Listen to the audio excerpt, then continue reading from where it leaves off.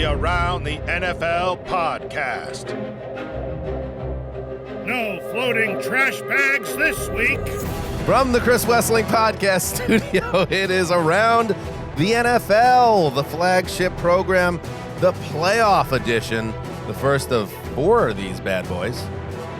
This one being, well, that's not even right because we're going to have a double recap. We got 4 games to dissect today, 2 more tomorrow night, and that's just getting warmed up before divisional round, Championship Sunday, and then, of course, the Super Bowl from Vegas where we'll be, and the playoff weekend that we just enjoyed, 3 blowouts and a tight 1-point affair, and it was a lot of fun. Dan Hanzus, Gregg Rosenthal, Marc Sessler, heroes. Greg, a lot of stuff went on this weekend. Some of it surprising, some of it not, but the road to the Lombardi starts to clear ever so gently. I know it feels very strange that as we talk, there's 10 teams left that can win the Super Bowl, but we're coming off a high seeing the team of ATL from a year ago win that game. And that game, to me, it didn't save the weekend, because I don't think the weekend needed saving, but we needed a game like that was tight, and there's game management decisions to talk about, because the other 2 were Sessler specials where they were blowouts, but to me, at least a couple of them were entertaining blowouts, and one of them blew your mind blowout, so it had a little bit of blow your mind blowout. Yeah. And I mean, that creates very juicy storylines. I mean, some of the wreckage, and there have been some floating trash bag operations this weekend, and there will be consequences. Oh, that is certainly true. In fact, Mark's going to take them out back. In fact, let us get going here, and we're going to start with I was going to say the blowout no one saw coming. There were a couple of those this weekend, but the one that went down in Texas today, there will be reverberations. I think so. There will be tremors. There will be earthquakes. There will be dams breaking. There will be people swallowed by swarms of locusts. That's that type of loss for the Cowboys. But on the flip side, the Packers made an announcement that the glory train will continue to ride unabated to Jerry World. 1st and 10 football at the 38 of Dallas.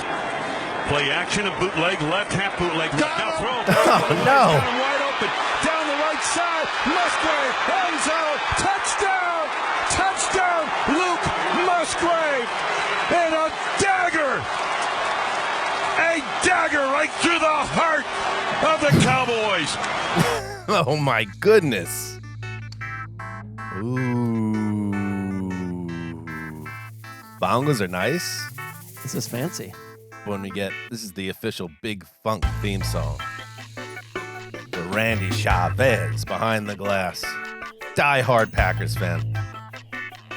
You know, there's another dude, seems like a nice guy that we watch these games in the theater here, who's a Packers fan, and he came in up the steps during the late game, and everybody gave him a little round of applause because he's a die-hard Packer fan. And like, oh, did you start wearing that Packer shirt? And he's like, no, man, I lived through 2 and 6. I was like, you lived through 2 and 6. What? Oh, it must be so hard to be a Packers fan. Try to walk a mile in Lee shoes, baby. All right.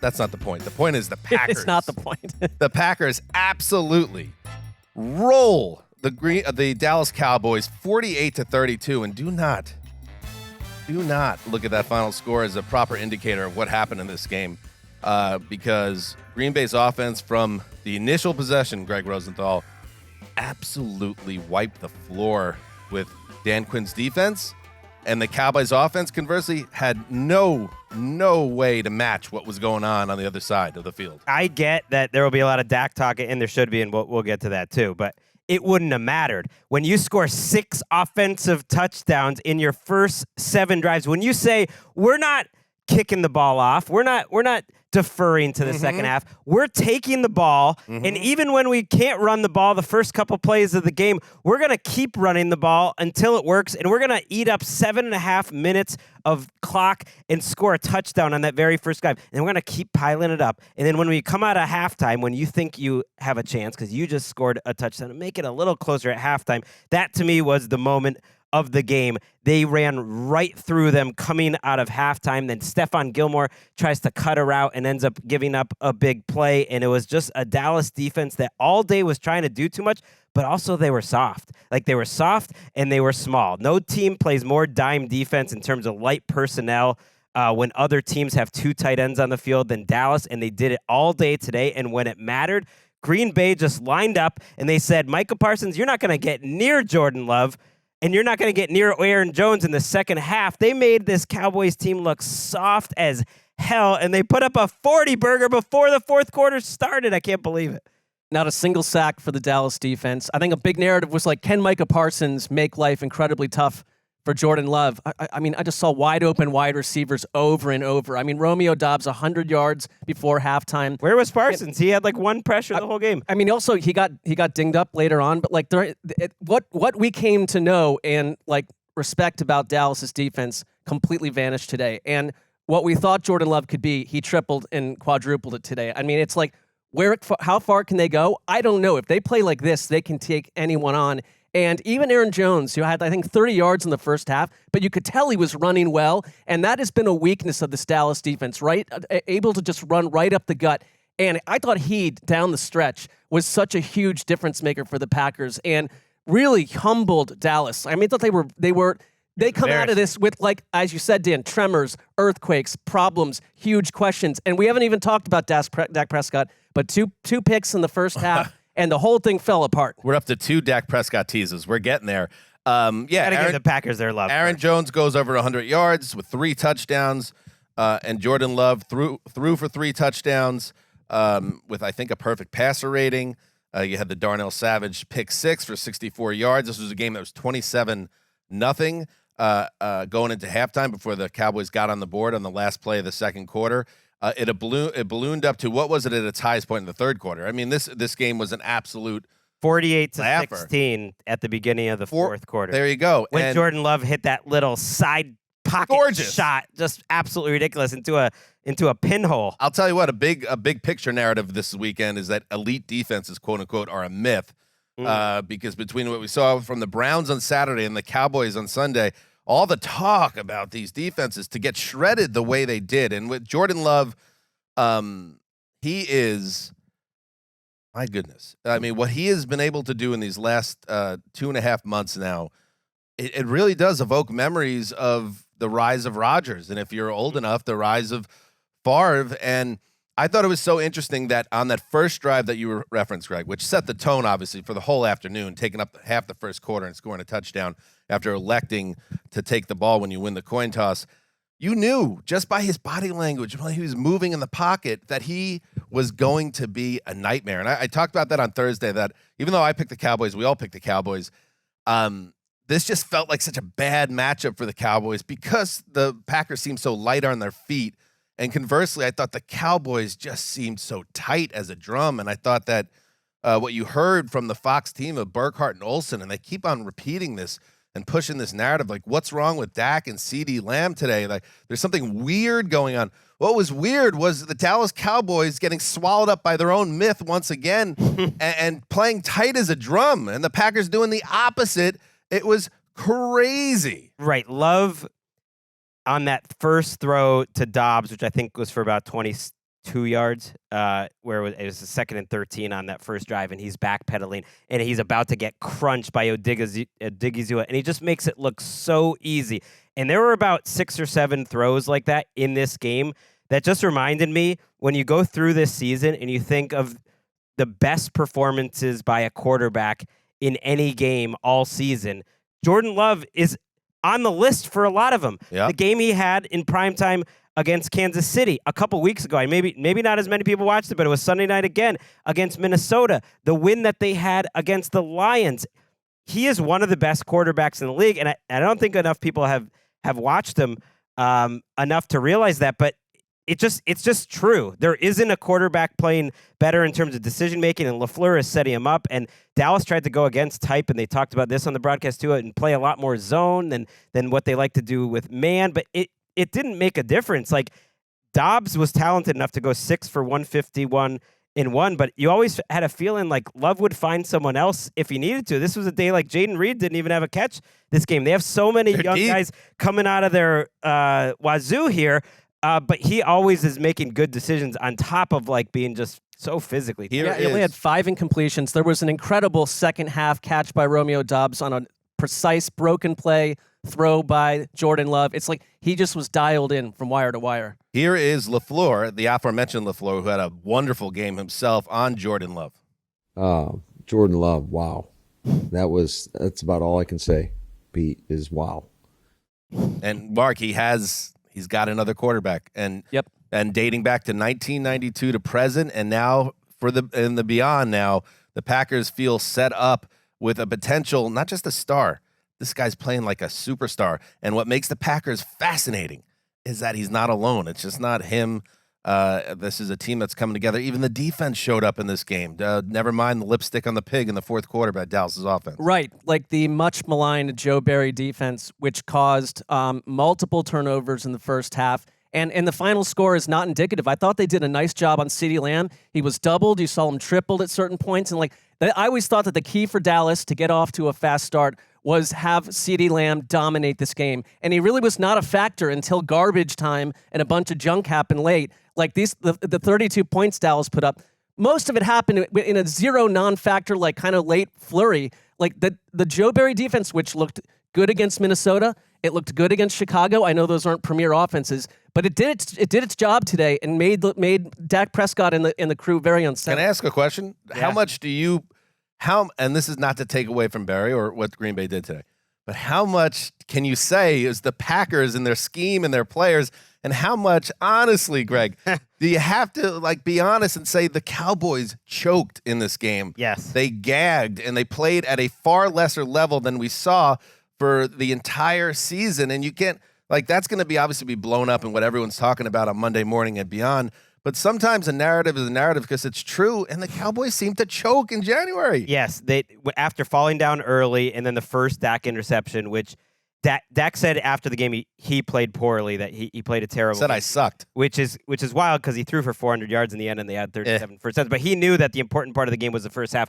That was kind of a lazy route by Cooks, and Alexander makes a nice break on the ball. But at that point, the Cowboys had already punted, and then they punt the following drive too. They set up the Packers for a short score there. Like one play later, or a couple plays later, Aaron Jones just running through their defense for another score. So everyone choked, but CeeDee Lamb's dropping passes. Dak slant to CeeDee, which is usually so money. They're off. And my guy, Jair Alexander, who you talked about on the Dreamatorium this week, even though he got hurt halfway through the game, he comes up with the big interception, not the pick six, but the early interception. And he was out there. I know they didn't send him out for the coin toss. Oh, they should have. But he was out there. He was suiting. Well, they're not in Charlotte. What the season has been like for you, injuries and stuff you fought through? It was lit. For real, it was lit. Honestly, it was no better feeling. There's a few quarterbacks who've thrown me multiple picks in my career, and Dak is now one of them. So he's among my top QBs. I feel like Jair Alexander and my eldest son Jack would be like good buddies if they hung out. So yeah, Dak is now on Jair's list, and Dak is going to. This is going to be one of those losses where it will continue to stick to the ribs of everyone associated with the Dallas Cowboys, and you wonder if Mike McCarthy, the head coach, as an example, will even have a job after this. You wonder if Dan Quinn, who seemed to be a shoo-in to get a job elsewhere, the DC, the highest paid DC in the league, after giving up a near 50 burger in this spot, does that cause teams like, say, the Seahawks to walk away? Here's Jera, who, no shortage, and I tweeted this. I would pay $7.99 a month if you can give me a Jera box. It's just one shot on Jera's luxury suite for the entirety of a playoff. Put that on Peacock. Put it on Peacock. Absolutely. Be worth it. And make sure if you're going to put it on Peacock, the picture is clear the whole time. Just something, unsolicited advice. Here is Jerry immediately after the game talking to the media about what's next and how this was a loss almost like no other for him. It seems like the most painful because we all had such great expectation and we had hope for this team. And thought that we were aligned in great shape, and but it didn't happen for us, and it's as fresh on me right now as it is on anybody else. But I won't get into any of the addressing of any aspects of it, any part of it, from the coaching to the players to what's around the corner. On a personal basis, I'm floored, and so.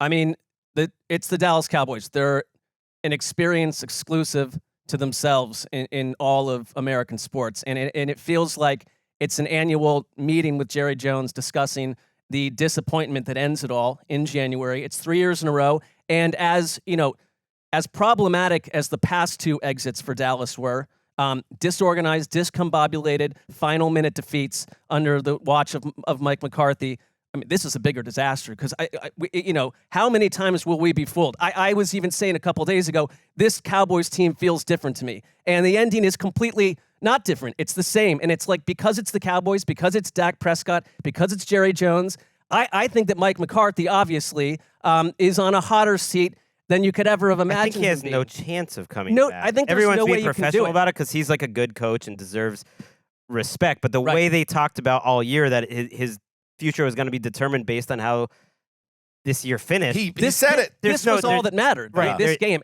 And I brought it up as a hypothetical on Thursday's show that, you have someone like Bill Belichick sitting out there. And I just wonder if you're Jerry Jones, who already has a wandering eye in the past for someone like Sean Payton, does everything turn and change in a way where someone like Belichick winds up with Dallas? We'll see. But Mike McCarthy's future couldn't be shaken. Listen, Jerry Jones is turning 82 this year, and he just said it. Like, this is a loss that really hurts, and they were certain this team was different. We visited this team back in July. You could just see the optimism just pouring out from every corner of the facility there. So for this to have the same ending after the third straight 12-win season, I don't know if Greg, I don't know if it's going to be Bill, and I don't know, but I also think Jerry Jones at this point, he might come to a place where, not only do I have to get this guy out of here, I need to make a big splash because I'm running out of time, quite frankly. Right. He said he was stunned. I read Calvin Watkins is one of the best Cowboys reporters out there, and he said the people that have covered this team at least for 10 plus years didn't see this coming, not at all. And I do think there is something about them being Charlie Brown and Lucy pulling the football away that's like, I think part of the reason they never see it coming is because they think that it couldn't be coming. It can always be coming. Like, they sort of get in their own little cycle of like, we're believing the hype. It's like, of course you could get blown out by a good young team that's coming if you're not on it. Like, nothing that happened about this season and how they set it up is going to make any difference when you get out there today.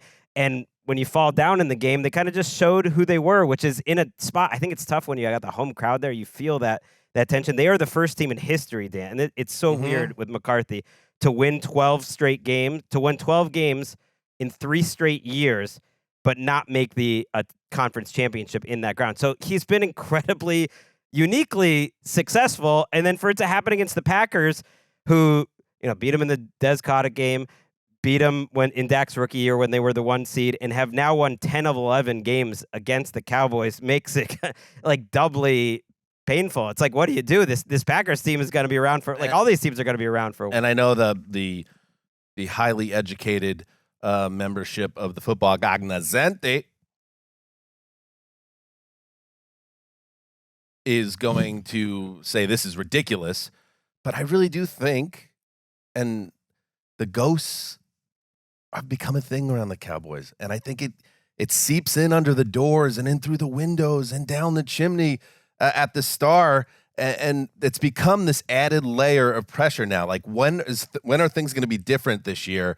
And I think the team takes it with them. I think you really saw a team from the jump pressing in this game, and when they had the wrong opponent here, the team that's on the opposite end of that spectrum, it was a recipe for disaster. Quite frankly, I'm mad at myself because I felt it coming, but picked the Cowboys was too safe. But I don't find this overly surprising in retrospect. Like, the Cowboys were set up for the fall, and they took one. I think Zaddy. That angst starts with Jerry Jones because he speaks about the team and the experience of losing in a way that not other owners would be as personally like open about the. I like that angles about go Jared. through. I like it too, but I mean, I think that's where the weight begins. Right. But I do think it's a surprising loss in the sense that, you know, I get Absolutely surprised. home and away splits. Maybe they don't mean much, but like Dallas at home was its most dominant version of itself. I mean, it's like destroyed teams, and so for this to happen, it's completely atypical to anything else that we saw happening in Dallas to this Cowboys team. Let me rephrase it. It is surprising, but maybe we shouldn't have been surprised in like retrospect. Like, Sure. maybe the clues were there all along. Well, the number one clue is they were playing one of the best quarterbacks in the league, who was playing free and could create in a way that Dak, who I'm always defending, but has in a big spot, and I do feel like he held the ball a little too long. He wasn't seeing the field tonight. He's gripping the ball a little too tight in the first half. And Love is out there making something out of nothing in a way that Dak just wasn't. But man, I still go back to the defense. This is supposed to be a defensive team. Mm-hmm. Zach Tom, who's led the league, by the way, doesn't get a lot of pub, but according to Next Gen Stats, in pressure percentage, in terms of preventing pressure as a right tackle this year, they're really well coached. A young offensive line, for the most part, who played great, didn't give up a single pressure in 9 pass rush snaps against Parsons. And Parsons, I think, only had 1 or 2 total, and he got it elsewhere. So it was just like everyone was in their head, and they lost. Dak's got like a contract situation, which is sneaky interesting. Not that I think he would go anywhere, but this is kind of the season where they have to give him a new contract because his cap figure is so big. So everything I feel like is going to be on the table, and it's hard to sell Dan Quinn as the guy who would succeed Mike McCarthy. And Packers fans, we'll be talking about you all week. Oh, yeah. You can enjoy, Celebrate. You I can know you enjoy are. this. And, the Cowboys weren't the only people having a rough Sunday. The Wessling brothers, or I should say Nick, continue their stumble. And guess what? They no longer occupy second place alone. Wow. Put it that way. They locked up the Cowboys, and that did not work out. Isn't this the guy who used to get on me for, taking like 4 or 5 point favorites here? He would get on me for not being bold. Here he is taking a 7. Desperate times. 7.5, and then he It was takes 7.5. And he takes. See, nobody saw it coming. Nobody saw it. They should have seen it coming because Jordan Love is a rising superstar, and we'll give him the last word before we go to our next game because it's noteworthy that Dak, a guy that's going to get MVP votes, was clearly outplayed in his own building by the kid in his first full season as a starter. This is how he, I think it was the final kneel down. Listen closely. You might find it familiar, Cowboys fans. For them to come into the house here in Dallas that no one's been able to win in almost 2 years. Here we go. Man, that's pretty impressive for this Green Bay team. It wasn't quite a here we go, but it was a here we go.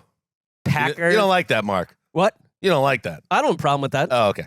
Packers. Why do you think I would? I don't know. You kind of did. I was like, meh. I think if you're going to mimic him, like put go a for it. little bit more I effort into sounding. I think he just did. like- He threaded the needle there where he had fun with it, but he wasn't being like a dick to Dak personally. So I think that's what he probably didn't want to like mimic him. Imagine Jameis Winston had that opportunity. I know it's hard to imagine him a final kneel down to win a playoff game, but imagine he would have won an Oscar for it. I think he would have pulled it off in a different way. Packers-Niners is the Saturday game next year. Oh, That is a delicious divisional round game. It's giving me flashbacks to Colin Kaepernick back in the day against the Niners, I believe, in this same round. My!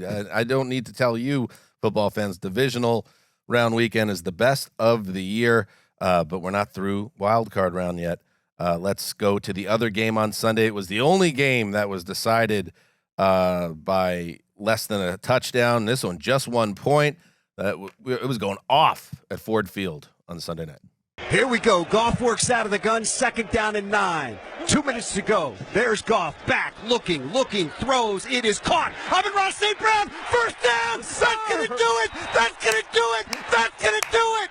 Jared Goff delivers against his former team. Now all they have to do is take a knee 3 times, and this game will be over.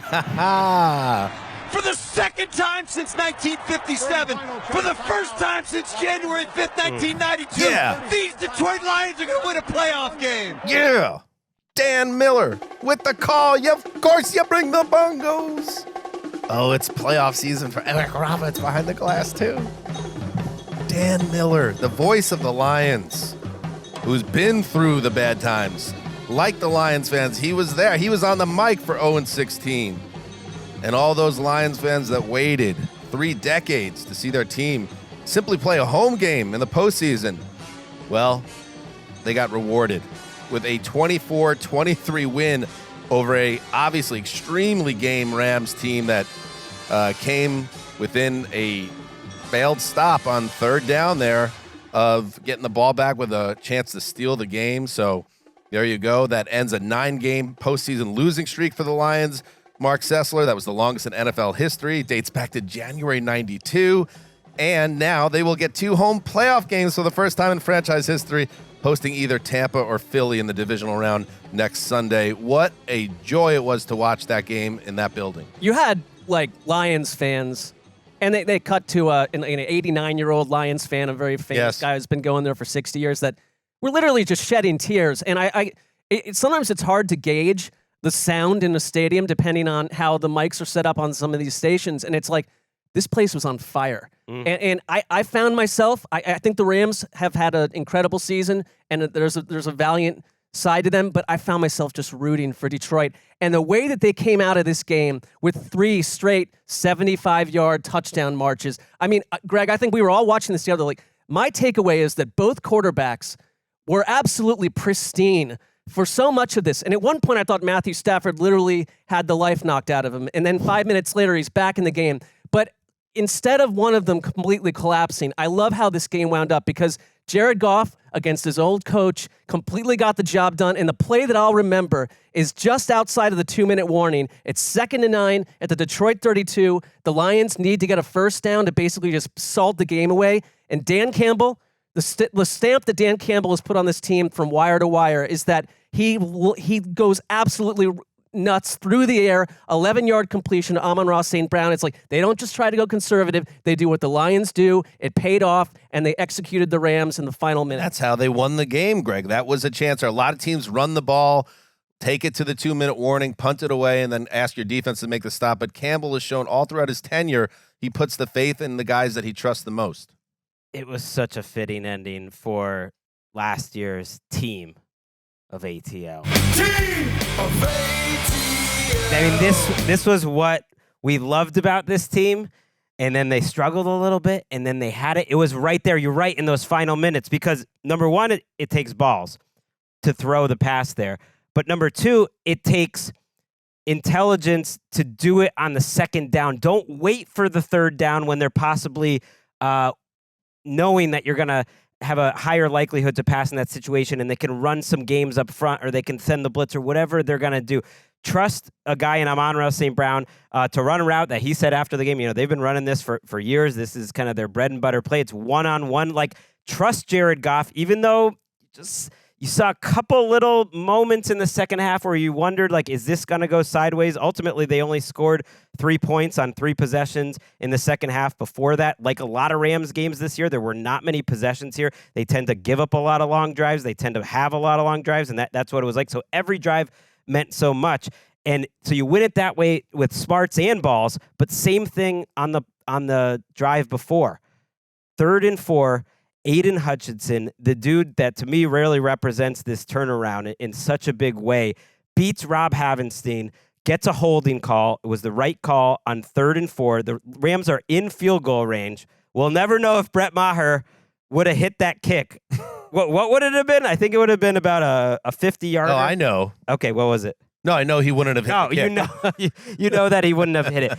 It would have been a 51-yarder. Or they could have gone for it on 4th and 4. And that's the reason I think ultimately that Campbell said, no, we're going to accept the penalty. Because I thought that was actually a very bold decision to push them back to 3rd and 14. Because I think he's thinking either they can kick the field goal or they go for 4th and 4.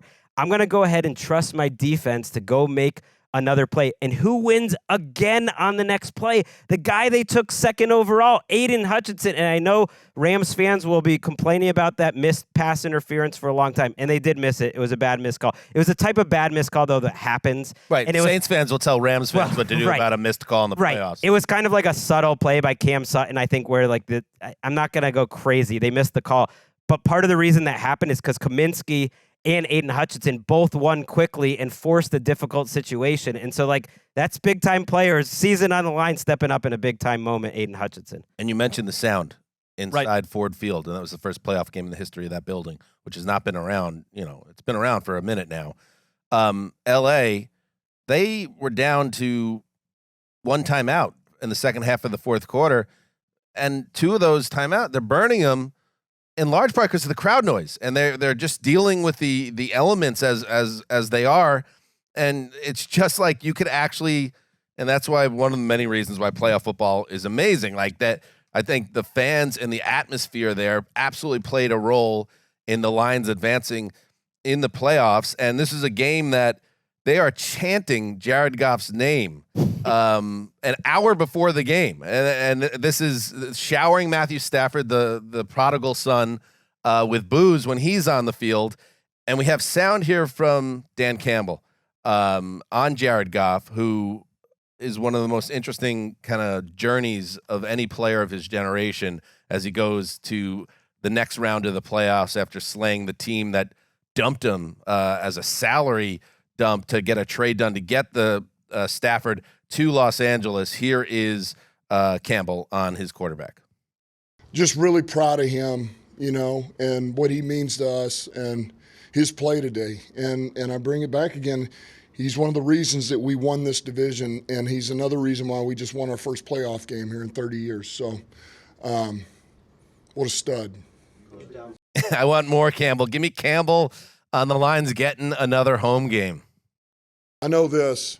We were fighting for the 2 seed and to get another home game, and we got another home game. So it's awesome, and we had to earn that, and we earned that with a win today. They sure did. And by the way, all the drama around that 2-point conversion that wiped out against the Cowboys, it's all gone because the Cowboys got their ass booted out of the postseason. So the Lions now move up to the highest seed besides obviously the Niners, which means they get this second home game. And that just feels just, and it's I think for all of us, because that was a low moment, and it's like we don't want the officials being the center of all this. I just like the Jared Goff experience because Brad Holmes, who obviously came from the belly of the Rams to become the general manager of the Lions, like showed incredible faith in Goff, like through a lot of ups and downs here, and also is the architect of a team that is like littered with future stars and young players. To see like a guy like Sam Laporta do what he's done all season, the way he came back from injury to do tonight. Goff opens 14 for 15, was nearly pristine in the first half, and it almost overshadows the fact that Matthew Stafford, and we were watching this together, like threw 3 or 4 of the most incredible passes you'll see. But Goff did too. Goff made very few mistakes. I go back to one incredible looping, arching throw to Amon-Ra St. Brown with the team up 21-17. It's like Goff can do it, and he's grown a lot before our eyes, and I think he's become a different kind of person, and I think it's just a great NFL story to have the team put faith into him. He's not just a placeholder, and he came tonight and delivered and played one of his best performances of all time. I mean, he played great. And there is something about Dan Miller saying second time since 1957 that actually hits harder than first playoff win since 91. Yeah. I mean, that's like 7 years before like the Civil Rights Act, 1957. Yeah. And it's only their second playoff victory. That is absolutely preposterous. And you're right. Sometimes you can win the game in the first half like that. And they won it by winning in the red zone. Even though they did not run the ball well tonight, I was impressed by the Rams defense pretty much stuffing the Lions run after the first drive or two. The Lions go 3 for 3 in the red zone. The Rams go 0 for 3 in the red zone. McVay got a little pass happy in the red zone, went away from the run. They were a good red zone team for most of the year, so it wasn't like a recurring problem that they kept going to Cooper Kupp. Kupp had 9 targets in this game. He had 27 yards. Puka Nacua had 1 more target, 10 targets. 181 yards, the most by a rookie in the history of the NFL in a playoff game, and a touchdown. And here's next-gen stats, Greg. Yep. 59 receiving yards after contact, the 4th most in any game this season. He was a 5th-round pick that came into the league. I don't think you can argue this. This year was unquestionably a top 5 receiver in the league, and it wasn't just like scheme gets him open or anything. You watched it tonight. He wasn't even that open half the time. He's just running over guys and making contested catches. And as great as Goff was, if I'm going to give Goff an A- for this game, maybe like a 92. It's like I would give Stafford 100. He played incredible, and I do think. I think went 0 for 3 in the red zone, so you got to ding the quarterback a little bit there. But I guess, but I don't want to take away from him because he did play incredibly well. Some of those, like the 3rd and 19 early, where he throws it across his body to keep that drive alive when they were down 14-3. He just had so many throws that other quarterbacks couldn't make, and he was just getting absolutely brutalized. He finishes with 367 and 2. They finished with almost 100 yards more than the Lions. They were moving the ball. They looked like they were going to win this game in the second half. The Lions had 2 straight drives where they didn't do anything, and the Rams really were moving the ball. And that's, to me, why the McVay time management stuff hurts a little extra. McVay's obviously a great coach, but this was literally the subject of my thing on Thursday in the Dreamatorium is these coaches blowing timeouts to use delay of games. And we've been talking about it on this podcast for 4 or 5 years that McVay always is blowing these timeouts at the beginning. So it was that, and it was the slightly conservative field goal decisions where at the time I personally didn't have a problem with them, and they hit them all. For what it's worth, like the ESPN analytics all had them as like slight go for it. Like even though it's 4th and 6, 4th and 7, that the way this game was turning out, like he ended up trusting that they were going to get those points in the end. And if they didn't get it, but the timeouts to me hurt. They finished one more drive, and Maher somehow splits the uprights one more time. They win 26-24, and it all makes sense. But yeah, when you lose by a point, that it looks much worse. But the Lions, for instance, did hit a 4th down in the red zone for a touchdown. That's what they do. That's a 7-point play. Well, I think that's the distinct different nature of these two coaches, and you kind of have to live with that with McVay for all the positive too. But yeah, drives ending at the 6, the 9, and 11. Puka Nacua, one more thing about him. Where's Walker Rosenthal, by the way? I'm sure he's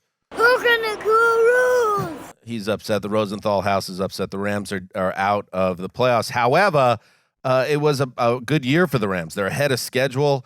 Puka, it's crazy watching this game because it's how clear it is that Puka is their number 1 wide receiver. And it's Kupp that's their number 2 after a couple of years of injury. And Sean McVay, a guy that almost walked away last year, came out of this season, even after a tough loss, reflective and positive about where he's at. And, the finality of it is still kind of, it doesn't totally resonate, but man, did I learn a lot and really appreciate this group. They helped me find my way again and how much I love this and love the people that I'm around. I was texting with Jordan Rodrigue of the Athletic, of the Rodrigue. That's next. Of the Rodrigue. She's going to buy out the Athletic from the New York Times. Just worrying or wondering when the Rams special teams gaffe will come that will destroy their season. It made me think of the Crispin Glover character from Hot Tub Time Machine, when you know that he loses his arm, and then the whole movie's like, when does it happen? When does he lose the arm? And you see all these near misses where he almost loses the arm, and Brett Maher's kicks like the shadow going across the upright over and over again. Maybe think about that. So at least it wasn't some heartbreaking defeat in that measure, because I thought that's how the Rams. Well, they had that end. punt. I forget who the punt was. Juggled. That was another. Almost. That's like when Glover's character threw the chainsaw up in the air when he was doing the ice sculpture. Like there were so many moments that the Rams it almost happened, but this is really ultimately, Mark, about the Lions and a special day for them, and their journey continues. No, it would have been like a letdown for them after all of this to not pull out this win. And I do think, like, for the critique of McVay, and I hear what you're saying, Greg, like in general, like coaching is better than ever. And like the McVay journey in this too matters to me, because that depends what team you're talking about, but go on. Well, no, I'm saying, like, if you're a Rams fan, like this season, you have one of the best coaches in the league. You do. I don't want to get you do, twisted. and like I think he's revived, and I think this brought him like a whole new like breath of fresh air. And like this was a 5 months ago, we were talking about the fact that Matthew Stafford probably or likely could be traded before the deadline, and we got the best Matthew Stafford season. So the Rams, like, I think there's a lot of hope ahead because of the way they're rebuilding their team too. I think that's true. And before we go, like, and maybe this is the fan in me, I was definitely rooting for the Rams in this one, and now the Lions are the team I want to win the Super Bowl the most. But I do know we've been in this spot after playoff losses and said that so many different times, and I think this one hurts for either team. It was such an opportunity. The Lions are either going to get the Eagles or the Bucs. The Rams would have played the Eagles or the Bucs. Matthew Stafford, to me, is playing at an MVP level. Lamar will win it. I just don't think anyone's playing any better than Matthew Stafford. Aaron Donald is towards the end of his career. You have these things going right now. They had a really good opportunity to keep this thing going, maybe to the NFC Championship. Who knows if it ends there?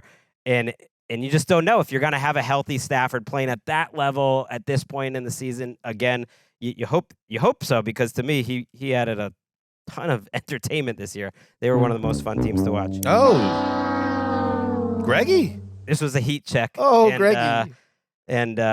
Like Peyton Pritchard when he just pulls up from 30 after he's hit 4 straight threes. I did miss this one. You almost got it. In this year of years, Greg, I bet you were thinking the whole time, it's going to come out Rosenthal in the end. I thought the Not Rams. this time. I really was convinced the Rams were going to win this game throughout. I was surprised how that thing ended. All right. And lastly, before we take a break, 2 telecast notes. Loved Tirico, and he lives in Ann Arbor. He's a Michigan guy. He was juiced for this game. I like seeing that. I like emotion and people like being real to them, true to themselves. He wasn't coming out right and saying it until Collinsworth teed him up at the end of the telecast that he's from the area. But he had a line at the end. If you want to text a Lions fan, congrats on the playoff win, do it. It'll be the first they've ever gotten. Texting wasn't around the last time the Lions won a playoff game. Got him. And the other telecast note would be when they're showing Detroit luminaries. It was like there was a shot. It was like Eminem, Barry Sanders, Calvin Johnson, Big Sean. I was like, we don't need to give Big Sean any cryon.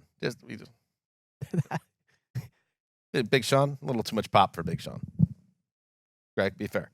I mean, he doesn't land with the same gravitas as those other 3. It's like having a Mount Rushmore and then putting Gerald Ford as the 4th guy. Like we don't need it. Big Sean taking strays in a big spot. Gerald Ford too. All right, let's take a break. We'll be right back. Flacco in the gun, one back after motion. It's Hunt. Flacco to throw. Flacco, it's picked off. Oh. Here we go to the left. 25, 20, 15, 10, 5. Touchdown, Christian Harris. That's the second one. Second pick 6 of the game. That's why they pay that guy. Welcome to Houston, Joe Flacco. Oh. The Texans D pouring it on in the third quarter with 2 touchdowns. Sessdog, do we have a new sentient Powerade flavor down in Houston? I think it's very possible. Mark's face when he said, "Welcome to Houston, Joe Flacco." Damn, pouring some salt on the wound.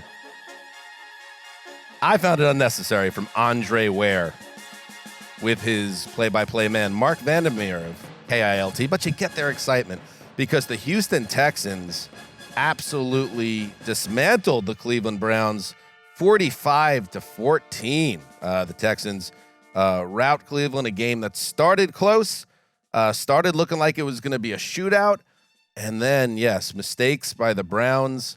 The back-to-back pick 6s ended the game, but Mark, as you know, and I'm sure it was not a pleasant watch as a Browns fan, it was the Cleveland defense having no answers for C.J. Stroud that really was what this game was about. A complete disaster for Cleveland and an incredibly promising turn of events for C.J. Stroud and the Texans, who kind of feel like the AFC's Packers to me right now. I think Cleveland, like everything over the past month plus in the Joe Flacco segment of this season that you could hang your hat on, just didn't show up in this game. I mean, Flacco's turned the ball over a bunch, but it not to this degree in the sense that it cost them so hard. Because when that first pick 6 occurred, the Browns were still in this. It didn't look good, but they were in it. And you kind of thought like in the past, Flacco has found a way production-wise to get out of it. But in this game, like the Amari Cooper that fried the Texans a couple weeks ago, not happening this time. Myles Garrett was taken to town by Laramie Tunsil, who's one of the few tackles that's had success against Myles Garrett. Really, really kept him out of the game, almost from wire to wire. I don't know. Cleveland just fell apart. And if you're going to tell me in any of these games that your starting quarterback's going to go throw back-to-back pick sixes like on the road, you're not going to win. And it's like, I don't know, Cleveland's defense at home has allowed the least amount of points per game. But quietly, this nugget that was sitting out there as a bit of a menace was that they've allowed the most points in the league on the road. And so there was some, crazy. it's a very strange breakdown, but there was some concern going in about which version of the Browns defense would show up in this. And C.J. Stroud is the story of the game. He was beautiful. 16 of 21, 274, 3 touchdowns, 13 yards per attempt, Greggy. Perfect passer rating. And it could have even been crazier because he missed like a 60, 70-yard bomb in the first half to, who was that? Nico Collins. Otherwise, it would have been even crazier. He was in complete command in this game. Right. The pick sixes will stick in our memories, and obviously they were massive to happen back to back, especially that first one when it's only 10 points. But that point of the game, I was thinking, man, the Browns are lucky to be down only 10. Their defense no-showed. Much like the Cowboys game, like there will be like the quarterback for the Browns and the offense disappointed, no question. But I don't think that the defense gave the Browns a chance to win this game no matter what, and that's the side that you were counting on. Bobby Slowick got one over on Jim Schwartz. There was misdirection. There was big plays. They even had that big Singletary run early in the first half on a very creative play call. They were averaging 9.3 yards per play. They were averaging almost a first down every time they snapped the ball the first three quarters. What? Calm down, Greg. Of this game, like, and you think back to like his very first throw of the game, Stroud. Actually, they had a dump off that first throw, but then the second throw of the game, they are getting right into Stroud's grill, and he gets it 21 yards, like layering it, leading Nico Collins into very tricky zone coverage, and he had 4 or 5 of those type of throws. The second pass, actually, of that drive that Schultz dropped, that was another missed opportunity. They actually had a first and goal from the 2 that they get nothing from. That was a missed opportunity. Like, I kept thinking, oh, they might get caught here because they're not taking advantage of us. He had like 4 or 5 of those really special C.J. Stroud throws, and he only had to throw the ball 21 times. He had almost the exact same box score as Jordan Love, 16 for 21, 3 touchdowns, and just like 5 special throws that like makes you think, wow, this guy's already a top 5 or 6 quarterback in the NFL. I mean, I'm glad you brought it up, Mark. It's funny. It's like the Spider-Man meme. The Texans and the Packers, 2 10-7 teams that just knocked off a favorite. Obviously, there was a bigger upset in the NFC side of things, but the Browns are favored in this game, and it's a team that's ahead of schedule with a first-year quarterback. In Houston's case, a straight-up rookie. And it's like the team that you do not want to face now because they are, again, just like the Packers, there is no fear now because just making the playoffs was progress. So now that you've won a game, it's starting to be like a freight train. And Greg, you could tell me like what their playoff scenario looks like for next week if you have it on you and your calculations within your brain. But like, and from the Love to Stroud comparison too, it's like these guys are young men that the entire team everything's being driven through them and their potential for true greatness. It's pretty amazing to watch. I think also they're both well coached, and like I'm glad you mentioned like Bobby Slowick because earlier on in the year, one thing that it was noted that he did was their offensive line was banged up, and he did a good job of like creating certain protections for Stroud, and like against Cleveland's pretty ferocious pass rush. Like, they moved the pocket a lot. They found a way to nullify that pass rush. He was getting the ball out really quick, and they were aggressively striking downfield. I thought that one of the bigger surprises was Cleveland's defensive backs, who have been awesome. Yeah. Completely, as you say, no showing in this game. I almost like, were they overconfident and just came in thinking a little bit too much because they were fried early, and they were fried through the entire contest? It was just like a couple missed assignments, and then the Brevin Jordan play where, Owusu-Koramoah, who was incredible otherwise, was like the best defensive player on the field for either team. I think he had 4 or 5 tackles for loss and was the one guy playing. But him and another defender, they both kind of flash at Jordan at the same time and run into each other, and Jordan ends up like running through for a 76-yard touchdown. That was the moment where I was like, oh, the Browns are really in trouble, because you look at this final score and you kind of forget, the Browns were leading in the second quarter, 14-10. They had answered both of Houston's scoring drives with touchdowns to take the lead, and then the Texans just go right back, and they also had their share of long drives too. I don't know what the heck would happen to the Browns defense, other than you kind of can't trust defenses. I've always believed that, and that was true of the Browns this year too. They would have a game here and there, as historic as they were. Like, offense wins in this league, and there's some days where you're just going to get fried. But almost all of that came at home. Think about every defense that has been hoisted up at some point this season. They have had games where they weren't just bad, they were atrocious. And I just wonder what that's all about. I was thinking more like big picture. I was thinking about that. Does it have anything to do with the almost unprecedented loss of starting quarterbacks across the league this year? Did some of these defenses get artificially inflated? And then that's part of it. And then when the playoffs come, certain things come home to roost. I just want to put it in perspective. 45-14 final, but on 2nd and 16 for Cleveland with 7:02 to go in the third quarter, Flacco hits David Bell, who I feel like David Bell is targeted maybe 700 times in this game, for a 16-yard for a first down. They are at 1st and 10 at the Houston 34, down by, at this point, what was it? They were 10, I think. 10, set up to make it a one-score game again when the Flacco pick six happened. So the game really did swing on that. Let's go to D'Amico Ryans talking about his young quarterback that has changed Houston. CJ is the reason why we're in this position. He's special young man, special player, continues to shine no matter how big the moment is. Like, our whole team is leaning on him, and he has the shoulders to carry that weight, and he shows up week after week. He continues to improve week after week. No moment is too big for him, and when you have a young player who can shoulder the load of your team and the way the team is behind him, the confidence that he gives our entire team, it's so cool to watch.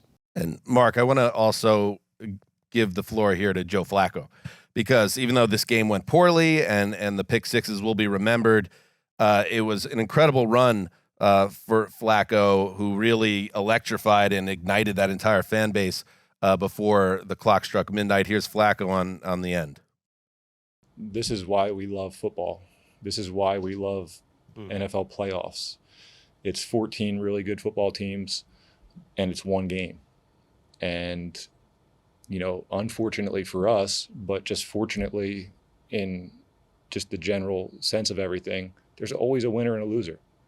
And today, like I said, unfortunately for us, we were the loser. But that's what we love about this game. There's going to be a winner, there's going to be a loser. And you have to learn how to deal with it when you're not the guy. Mark, he's a free agent at the end of the year, and Deshaun Watson is obviously still the future of this franchise.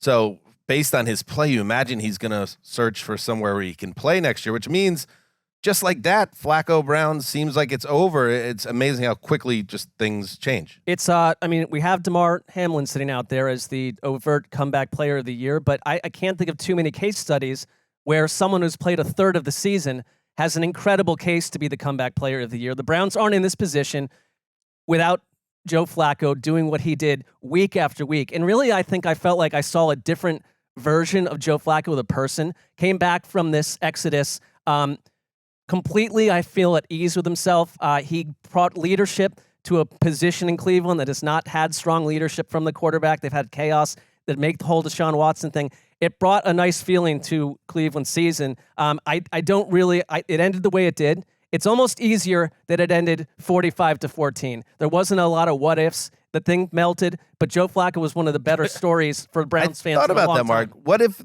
it was the other way around? What if the Brown 45-14 and then he plays well next week? Like, what would Cleveland have done? In some ways, it makes it more cut and dry, which doesn't necessarily mean good things for the Browns, because who knows what Watson holds in the future with this organization. Right. But there's little question now where things go. And they had a fun run. I personally don't like the sports talk show attitude of like, well, if you don't win a title, it's like, what was the point of it? It's like, the point is you're having fun along the way. That's what life is. They had some fun along the way. You're not going to get a title. One team gets a title. At the end. Depends where an organization is. Like when you keep on getting there and you can't get over the hump. I get it, but you can at least enjoy. Team like this is different though. Right. But even if you can enjoy the process and enjoy the weeks, the wins that you get along the way, no matter what. This team was a special team because it had those wins like the 49ers win, and it had the defense at times was so special. And Flacco, it's a thud of an ending, and unfortunately, the opponent makes you think about the long term of it all. It's kind of crazy how little pop the Watson trade got in all this. It's like, oh yeah, by the way, you're beating us with like 4 or 5 draft picks that we just sent to you, and you've got a rookie quarterback on a rookie quarterback contract, and we've got the biggest albatross of a contract in NFL history. And oh, by the way, our draft pick just moved down about 5 spots because you beat us, and you have our draft pick this year. Mark's in the room, Greg. Calm down. Well, I'm just saying from a team building perspective. What are you, Andre Ware? It's kind of crazy. Houston legend, Andre Ware. Remember those run and shoot teams at University of Houston back in the day? And you've got a coach, because I think this matters too. You've got a coach that beat Coach of the Year candidate Shane Steichen a year ago, and Coach of the Year candidate a week ago, and Kevin Stefanski this week, 2 weeks in a row. And the Steichen, that was a closely fought game. This game really looks so great on Ryan's resume, because they were embarrassed by this same Browns team a couple of weeks ago, and he showed Ryans all the adjustments that he made to take Amari Cooper out of the game, to limit Njoku, to make it a game where you saw Flacco repeatedly, like I said, targeting the Browns' 4th wide receiver and the 2nd tight end, and it was kind of a masterclass all the way around from Houston in a big spot. Right, and Ryans, who I think has, if their defense had been a top 5 defense this year, he would have definitely won Coach of the Year, and I think Stefanski's going to win it. That should have been the Coach of the Year bowl. We should. I know it's kind of unfortunate. We should also vote on these things like during the playoffs or something. There is a case to be made to just vote on everything after the playoffs. It'd be a big disadvantage if you were on a team that, through no fault of your own, didn't make it. Like a Defensive Player of the Year or something like that. But I think there's something to be said. That wouldn't be crazy. But they mixed things up a lot. Stingley had not traveled all year with the opposing top receiver. He shadowed Cooper. And then I thought it really stood out when Flacco just had a straight drop back. He had no chance. And the tackles finally caught up. Like Grenard had that sack. Will Anderson had a ton of pressures. His pressure rate was through the roof in this game. Derek Barnett had a big sack. He had a ton of pressures. And I really thought that stood out. Like, it was a big play action game where both teams could do play action. But when Stroud dropped back to pass, he had the time that he needed. And Flacco really didn't. Both of those interceptions were on plays where he panicked a little, but it was also because quick pressure was right in his face. Yeah, they didn't sack him in the first game. And I know that Case Keenum was the quarterback for Houston, so that was a whole different situation. But Flacco was protected well in that first game behind that same offensive line. I think you're right. All the injuries, because they were so banged up front, it caught up to him big time. Texans get the Ravens next week, the early Saturday game, if the Bills come through and win on Monday. Pretty simple. If the Bills... It's like 7 + 4. If the Bills lose to the Steelers as 10-point favorites, and what a ghastly moment that would be. We don't need the Steelers. Then we would get Texans-Chiefs, which would be a rematch of the divisional round a few years ago. You know, the Texans, I believe, are the only team in the NFL that have never been to a conference championship game. Am I crazy? I think the Texans? Right. They are the only franchise to never win a road playoff game, the only one to never appear that makes sense. in a conference championship game. So they have now reached the furthest they've. Well, they're the patron saint of Westivus, which we just celebrated. Yeah. One and dones all over the place with the Bengals through the years. All right. So. We have one more game to hit. I had one more thing I wanted to share there, but now it's gone. It happens. I was so caught up in Gregg's comments. It escaped your mind. Here's the thing. Okay, sometimes it comes back, but we've already moved on to the next game. And that hurts too. Which hurts. But I think we've done this show a long time, Mark. I want to give Dan the grace to, if it comes back during the next game, it's back. We can have an official timeout or some sort of song. Yeah. And you give us that. It's already back. Oh. Okay. All right. Well, it's back, baby. And the only disappointment this better is be good by then. It's not. It's not. All I wanted to say was, respectfully, because I love the divisional round so much, Pittsburgh Steelers are not invited to my divisional round. No. So we do not want any upsets. We want chalk for this Monday game to be played, maybe in a blizzard, maybe not. No, I think that was worth it. I think it was. I appreciate respectfully. Just like the disrespect. You can't come. You've issued your edict. All right, let's move on. It's time now for the Sunday Drive presented by the first ever Toyota Grand Highlander. You know what? You want to hear something funny? My wife says to me, my wife says to me, oh, you know a car I kind of like? The Grand Highlander. And I says to her, I've been talking about that goddamn car all year on the podcast. And she wouldn't know because she doesn't listen to the show. I don't know. I could end up with a Highlander. You never know. Has she ever listened to this show? No. No, mine hasn't either. No. That's Highlander. People. Johnny Highlander out there. I know you love the show. Dan just gave you like a free 1 minute pop. That's worth an actual. My wife Highlander. wants your car. Let's get it. Can you give me the car? I'll drive the car. I'll talk about how much I like the car. Let's get to the game. Without further ado, a game played in some of the most miserably cold conditions in the history of professional football. Clyde Edwards-Helaire in the game now at running back. They fake to him.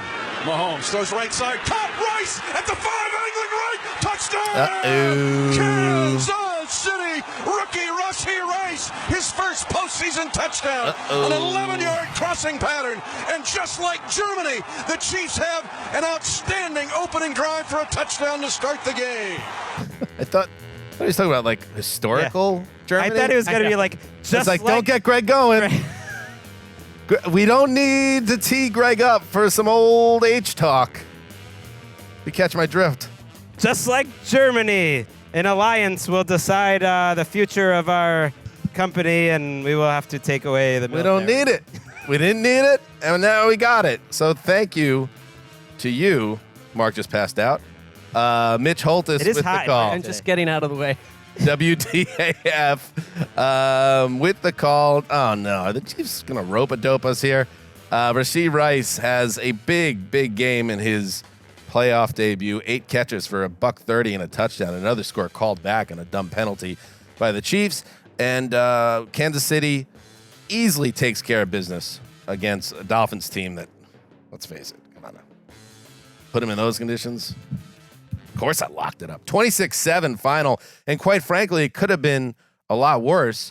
But the Chiefs continued to have some struggles, boys, in the red zone where they would get in close. And like I said, a penalty wiped out 1 touchdown. You had a bad Travis Kelce drop, which seems to be an every week thing now, which is weird. A couple of them. That short-circuited another drive. So this is a game that could have easily been 35-7.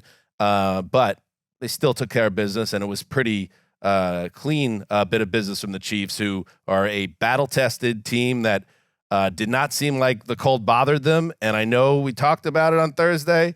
The Miami Dolphins, well, the players weren't born in Miami and all that, but you know what? Miami. They're a team that practices in Miami. They're a team that plays their games in Miami. They have a quarterback that's from Hawaii, for Christ's sake, in the middle of the Pacific Ocean. And they played like a team that wanted nothing to do with Arrowhead on that particular night. Yep, I thought it was an incredible case study on that front because this matters. Like McDaniel's teams are 4-10 in games played in December and January over the last 2 years, 16-6 in others, and a lot of that has to do with you bring teams down to South Beach early on in the year, and teams are not ready for in the reverse 100+ degree temperatures. And you boat race them. And they finished 1-6 against playoff teams this year, and you're facing a quarterback, because I thought that was exactly true. The Chiefs looked comfortable in this climate, much more so. Mahomes is 21-6 in his career in games played in 40 degrees or colder. That matters. And I think you could lean on one thing. You knew their defense would show up at home, and they absolutely did. I think the Dolphins didn't convert a third down until some part of the fourth quarter. So everything that you thought Miami could maybe do, they couldn't do. And then you've been waiting for this guy, someone to step up as a wide receiver, and Rashee Rice did it yesterday. And it's like they like a team that had more drops than any other team in the league coming into this game. It looked more competent, and I'm willing to forgive a couple mistakes here and there because it was like butt cold. I know. I butt cold. Thought like multiple things can be true here. The Dolphins could be not ill-prepared for this moment. This could be the worst game of the weekend. It was. And it can also be the Chiefs' best game of the season. And I don't even think it was a question. Like, there was a game against the Chargers that they played a pretty complete brand of ball and finished close, but even that was a 1-score game. They boat raced the Bears in week 3 when the Bears were just a mess in the second. Like, I'm not counting that. They completely dominated this game until those last couple garbage time drives. The yardage was 390 to 151. If it wasn't for that 53-yard touchdown by Tyreek, which was a great individual play by Tyreek Hill on a throw that was a little underthrown, but a nice play call, they were just killing them. They had a 9-play drive to start the game, which was the best drive they maybe had since Germany. a 10-play drive, a 12-play drive, a 13-play drive, a 14-play drive. You don't think of the Chiefs as like a tough team, but they look like a tough team. They got a tough defense. We know that, but they look like a tough team on Saturday.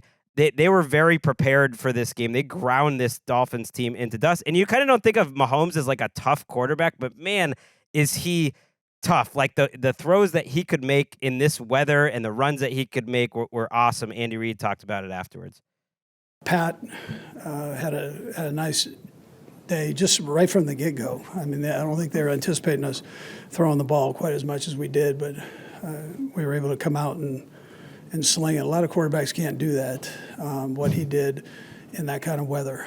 Yeah, and, talked about that on Thursday, too, that you have Mahomes and you have Kelsey, and it's like they're going to make some plays in these conditions, and then it was like, can the other team do that? And it's funny thing about Mahomes in general, like, he kind of walks funny and he kind of talks funny, and he doesn't even move very gracefully for one of the great athletes in the history of the sport. And yet, like, obviously his production and his career success, team success, and what you saw on Saturday night reminds you of, like, he's special and he's an all-time player, and they have a puncher's chance in the playoffs because of that. And if they would have continued to pour it on after that Rice touchdown, I would have been like just, shaking my fist. And as someone who also drafted Mahomes for a fantasy team in this very strange year for them, are they going to go put up 45 on the Dolphins? They didn't do that. They showed a lot of their warts that have been an issue all season on offense. And they had those sustained drives that I was talking about. So to me, that was kind of pouring out. They did get one more touchdown. We didn't see a lot of 10, 12, 13-play drives out of this Chiefs team for a long time. And they had like 5 of them. So that was pretty good. I agree with you. I can't, because I've been down this road with this team this year, as we all have, where you kind of buy in on them again. I thought the opponent was perfect for them. Mark, I could say it now. And you're a showman, and I respect you. I can't believe you locked up the Dolphins against me in this one. I can't either. This was a Kansas City team that just was. I mean, you couldn't have put it on a platter for. Well, KC I did literally more. for the confrontation in the. But about 4 minutes into this game, I realized that was a done. The Dolphins. I mean, they could not wait. There was a drive. I think their penultimate drive where it actively seemed like they were trying to run out the clock. Like they were a team that was ready to get on the bus, and I think it's going to be interesting to see what's next around the Dolphins after this game. Obviously, McDaniel loves Tua, and I don't think Tua's like going to be. We're not going to be talking about his job security in the near term, but they have to like start talking contract. And do they want to make Tua one of the highest paid contracts in the league? He did lead the league in yardage passing, so he's going to command a big contract. And I just wonder what the future holds to Miami, because it does feel like this is a soft team and a front-running team and a team that's not built to play these types of games. Here is Mike McDaniel talking about a tough day at the office. Nobody on this team really harbored all the excuses. They kind of, whether all the different variables that people would talk about, injuries, weather, all that stuff. We came here to win. Didn't happen. And it is fair to say, Greg, point out, not to make excuses, because he's not making excuses, but they're missing so many key players on their defense. So in addition to the conditions not being conducive to what they like to do, they were just missing so many playmakers that factored into Kansas City's success as well. The defense of injuries especially gave them almost no chance in this game, in retrospect. I think it was 6 defensive starters. And it was like, their best, so many of their best defensive. I mean, 6, that's a lot. And their offensive line, because they couldn't run the ball. But ultimately, I think they had 1 touchdown in their final 16 offensive possessions. So, like, that really wasn't where I know they weren't totally healthy on offense. Mostert was coming back. Waddle was coming back. The offensive line all year. Like, it was a very injury-plagued team. But things were relatively stable on offense, and they totally flatlined. Tua had a sequence in the first half, and they showed another angle of this play. It was a 2nd and 1. I don't know if you remember it, where he just threw one of those. It was like a swing pass. Who was it to? Mostert? It was when it hit the helmet? And it hits the dirt, and that was going to be a 40-yard play. And he just threw it in the dirt. And then the very next play, they got pressure on him, and he throws one of those Tua floaters where he like tries to throw it over the defender that's in his face, and it ends up being an interception. And that they made him hold the ball. And then there was the end of the sequence. I think that's what you're talking about, them almost like running the play out. Like, at the end of the game, he's throwing short on 3rd and 10 and 4th and 16. Running the play clock down to 5-4-3. He threw for a 6-yard loss on 3rd and 10 in the late hurry-up situation, and then he threw short on 4th and 16, and it was just like, man, what? I'm not piling on here, although Dolphins fans, I was right about your team in the end. But is this a guy? Is this the guy? Well, I think if we're gonna say it's fair to wonder if Dak Prescott needs to be reevaluated in terms of like the moment that matters most, Dak Prescott hasn't lived up to it. Now, Tua didn't have a chance to play in the last year's playoff, but like this is someone that in big moments and sort of like mirrors the entire Dolphins, has not shown up when it mattered the most late in the season. I mean, this team just ran out of gas. You lose 56-19 to Baltimore. You crumble against the Bills a week ago, and you no-show in the playoffs. And it's like if everything isn't perfect for Tua and the Dolphins, there seem to be real issues. And I think that's Mike not McDaniel, how the playoffs work. That's not how it works. You've got to go into adversity. I know they're banged up, but every team's banged up. He reminds me a little bit of like earlier career Cousins. I think he's well over. He's definitely ahead of the Dalton scale. He's a top 10 to 12 type of quarterback, maybe higher. That would be on the lower end, but things are going to have to be right around him.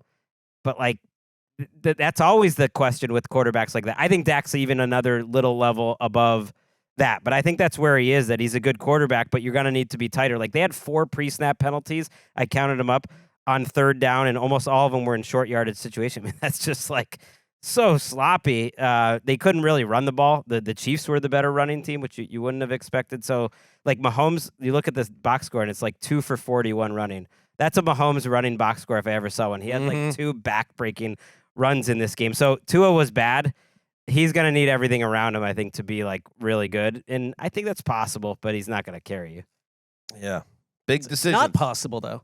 Big decision. Why not? Over the course, everything needs to be perfect around your quarterback. Not perfect, but I just mean like history isn't kind to those type of quarterbacks when you're trying to win Lombardi. But everything kind of has been perfect around Tua until the injuries mounted. I mean, like the offense. No, this defense and the injuries and everything in the way. I hear what you're saying, but I'm just saying we've seen some like mid-level quarterbacks win Super Bowls or higher than mid-level.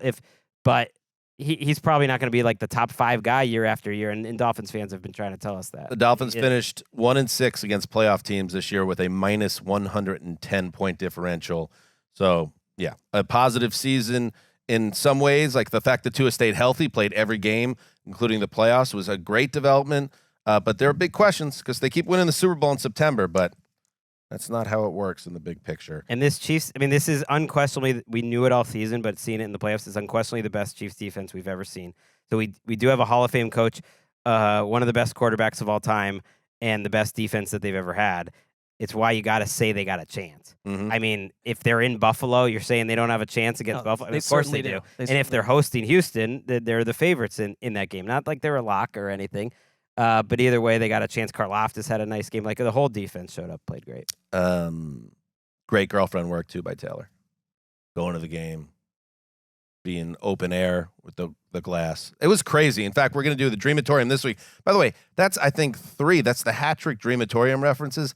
Do you not have NFL Plus? I know the league's making you get Peacock and everything now. But NFL Plus gives you the Dreamatorium access on Thursday, which we're having fun every week talking Dreamatorium. And I'm gonna cook something up this what Craig? Nothing. Go ahead. I'm gonna cook something up this week about just the conditions in Kansas City and how wild it was. So, but shout out to Taylor. People get mad when they even show her on TV, which is toxic masculinity. She emits like super loyal girlfriend vibes. She's a growing football fan, and it's like the critique is annoying to me. Right. You show her like, oh, what? You showed the biggest star in the world who's dating one of the biggest stars in the game. Like, 5 or 6. How dare you? Oh, calm down. Like that little picture with the snow beforehand. That was like from a movie. That was amazing. The anger that I see on social media. Like, what do you expect? What Greg just said is true. It's literally the biggest star in the world with Travis Kelce in a relationship. It's fine. It's fine. Part of, like, how does television work? This is how it works. This is how culture works. It's part of the story of the Chiefs season, whether you like it or not. Stop being such a boring football head and wake up. There's a whole world in front of you. Okay, sometimes you get on me for Yes. contrarian takes and whatnot. Sometimes. And I was laughing because I'm going to hit you with a big one here. Hit me. People need to calm down about Peacock. I mean, number one, You going company man is not surprising. it's not but go company ahead. man. This is how I really feel. Number one, like everyone goes out to like bars to go watch these games. It's like how much you putting down. What do you mean everybody goes out to bars? I'm just saying, like you go out, you watch games, you go out to the bars, you watch a game or whatever. Yes. How much is a beer at like just one? Are you trying to get me in trouble right now? You No, want me to get into a not you debate guys. that gets me Okay, fired? what I'm saying is This like is Greg hosting the show. I'm saying like you don't even think twice about drinking, putting down however much to go watch the games. So that and you're putting down $6 or whatever for Peacock. Now, it's like an NFL playoff game. It's incredibly entertaining. And then on the back end, it's like, oh, do I want to check out season 10 of Top Chef again? Oh, maybe I do. Maybe I do. Yeah, but maybe I want to go check that out. I hear you, Greg, It's like but- it's $6. Calm hear down. you, I People hear pay you, but, $6 for a coffee. There's lines out the door in Santa Monica to pay $6 for some latte. You're Calm down. projecting your financial situation on everyone else. I think the thing is, like, if you're going to a bar, you're choosing to.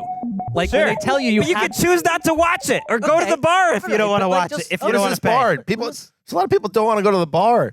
And by the way, go to your friends. Yeah, what if you don't have friends? What if you just want to sit home and watch the game? But maybe you're not great with a smart TV. So you pay. So I guess I would venture to say in that scenario, $6 is fine. Like, calm down. $6 a month. And, No, but you just cancel it. It's not a lifetime rate. Don't throw me directly to a Ted, the talking teddy bear reboot immediately after the game. I didn't ask for that. Right. Nobody asked for that. Go check out the box office that Ted 2 did. Ted had a moment. It was weird. I was talking about it with my buddy Bob on text today. Like, it's weird, the whole Ted phenomenon. And then everybody was kind of like, all right, we're kind of done with Seth MacFarlane. Ted 2 came out, it stiffed. He made a cowboy movie of some kind. Nobody wanted to see that. And then everyone moved on. And then all of a sudden, Ted shows up again, the talking teddy bear. Didn't ask for it, don't want it. Don't stick it in my TV. It's funny because when that popped on, Walker was You like, wanna I want to advocate for that I want to too, watch then? that. I was like, I don't know. That's a hard R. Don't eat it. Holdovers available on Peacock. Great movie. What is your stake? What's your financial stake with you, Greg? in Peacock? Just finding this. All right. I'll give you the last word on that one, Mark. I'm very happy for Greg and his covert. I went and paid $20 to go see Holdovers. We've heard it. It'd be. I mean, who asked for Ted? Who asked for more Ted? Honestly. Not a human that I know. What was Mark Wahlberg like in 1993? Well, go read some stories about that. Now, if you want to say Jason Garrett Yes. popping out of nowhere after not announcing games all year, maybe he had one or two, and he's suddenly in like one of the biggest games of the year, and he's saying to go for it on their own 35. By the way, down 12. Good job by Jason Garrett. It's like you would have never done that as a coach. That was a big moment for analytics in general. That Jason Garrett is saying go for 4th down on your own 35. But Maybe he's had a Mike McCarthy-esque epiphany during his time away from the game. I would like a little Perhaps. deeper bullpen there. Okay, real quick before we say goodbye. We didn't talk Steeler Bills, of course, because there was a nasty blizzard in Western New York. That game was pushed till Monday, and the governor. I mean, if you don't know that, what are you doing? Big pop for the governor, by the way. It's a woman, right? She's getting a ton of Kathy Hochul. Kathy's getting a ton of publicity out of this. Not she said Hochul, today. not Hochul. She said that it said Hochuli's wife, Kathy. It won't be pushed back again. So that game happens tomorrow. Of course, also the Bucs Eagles tomorrow, and we're gonna have the recap tomorrow night. A couple other news notes. The Chargers are gonna meet with Jim Harbaugh, according to ESPN, a report, and also the Patriots. They quickly move and hire a new head coach. His name?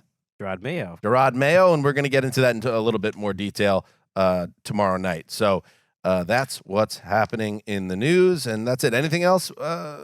Big Funk. What's Big Funk doing to celebrate? I'm curious. The Packers. You know, the guy, very nice guy in the theater, but when he says I lived through 2 and 6, Mark, it used to annoy you so Well, much. they were 2 and 5, so I don't know where he thought they were 2 and 6. You used to hate the idea that they got Rodgers right after Favre. That used to bother you so much, and now here we are, and this team is better with Jordan Love. Does this annoy you? No, I kind of felt going into this season that it was an exhaustion with Aaron Rodgers that I was experiencing. This is different. Will this bother you, Mark, if we put it in this perspective, because I tweeted it, because it still bothers me. If we start talking about Peacock again, I'll start to get annoyed. Brett Favre, 1992 to 2007.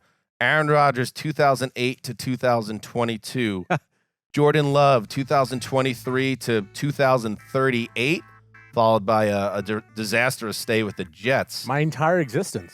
So you'll get one Super Bowl title, about 8 divisional round and conference championship losses. And I'll take that. It'll be fun. A couple of MVPs. Big funk. Look, I know it's weird to say it because a lot of people would funk. consider themselves lucky to have what the Packers have had, but we've had some really tough losses. So to be here now, I feel great. I feel good. One I'm second, so pumped Randy. up. Turn up this music. Let's just groove to this, and then I want you to come back in, Randy. Turn it up all the way on my headphones. Oh, Big Funk. He's got another QB. Big Funk all the way till 2040. Big Funk. Come back in, baby. Big What's Funk. happening, guys?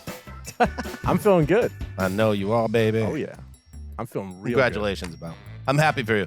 Thank Randy is a really good dude. So, and I haven't met too many jerk Packer fans. No, it's not their fault that they've had this fortune. They're not an unlikable fan. No, and they're they know ball. They know ball. They have a good group covering the team, I feel like, which helps. They're 10-point underdogs, by the way, in San Francisco. So your house money. Give me all the points. No I don't know. I want it. I love it. This game really was like, we were just happy to be there.